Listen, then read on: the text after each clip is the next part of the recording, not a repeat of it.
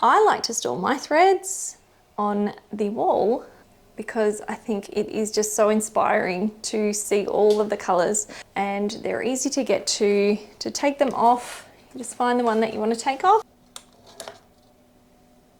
I've actually cut off the bottom half of the backing card just so that you do see all the colours and they're not obstructed. I'm well aware of the information on the back of the card, and I'm sure that if you've got a few of the threads, you will already know care instructions and how to use them, but definitely retain the back part of the thread there, and I'll show you why in just a minute.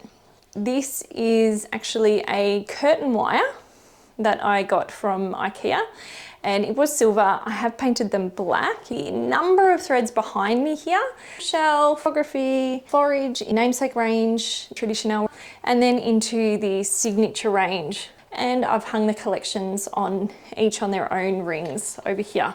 So that is a lot. That is a lot of threads.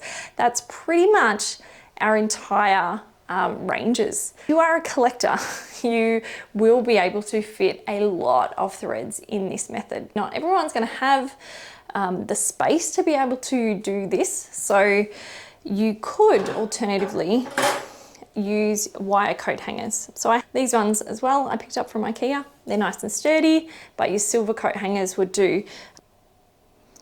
So I've got some threads here that I'm going to prepare to be able to hang on my wire or coat hanger.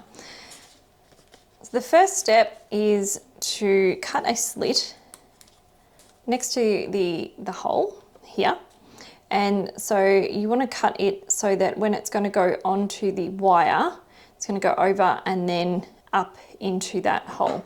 So a couple of different ways that you can do this is you can cut a curve just going down to the bottom of the hole there, so that creates a curve shape, or you can just cut a slit straight across from this other side as well. So just to the bottom,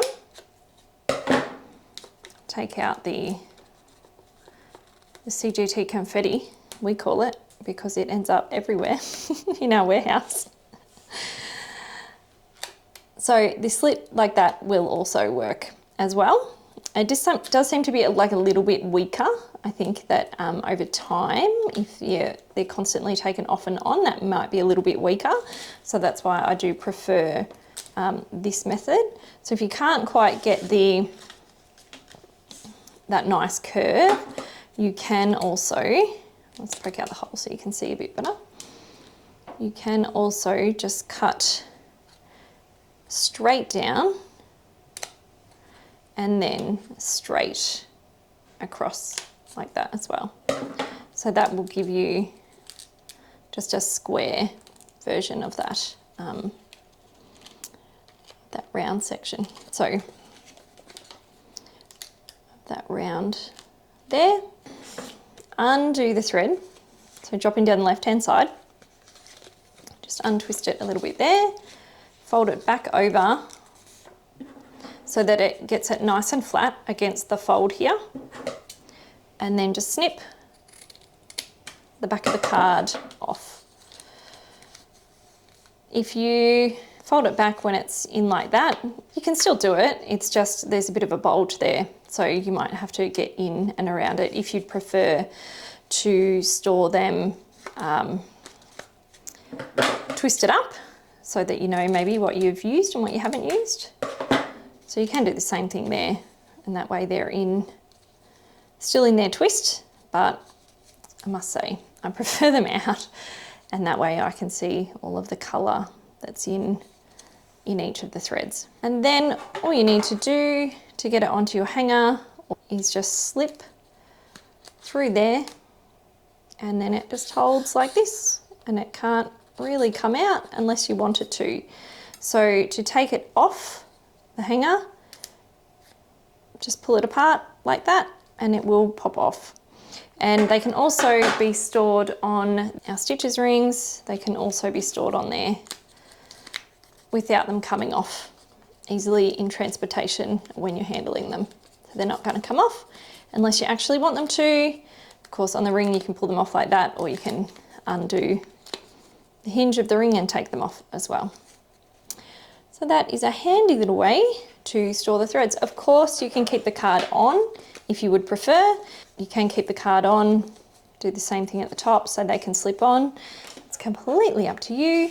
If you keep the remainder of the backing card, you can put some hole punches in here and create floss drops out of those.